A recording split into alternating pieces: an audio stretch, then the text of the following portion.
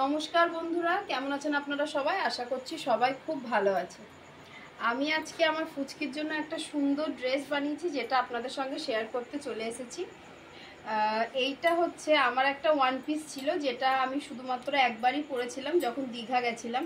তো এখন যেহেতু অনেকটাই হেলদি হয়ে গেছি, তো জামাটা পাশটা অনেকটা ফেসে গেছিলো। তো এই যে এইটা হচ্ছে একটা প্লাজো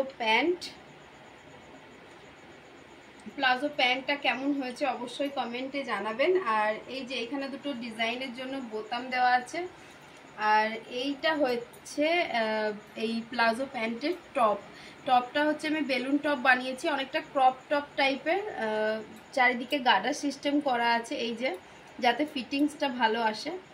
আর পিছনে একটা বো দেওয়া আছে। এগুলো সবটাই আমি করেছি। ডিজাইনটা কেমন লাগছে অবশ্যই কমেন্টে জানাবেন। আর এরকম যদি আপনাদের কারো লাগে বা আপনাদের বাড়িতে নতুন কোনো জামা কাপড় থাকে, তো যদি এরকম কোনো ড্রেস বানাতে চান, আমার সঙ্গে প্লিজ কন্ট্যাক্ট করবেন।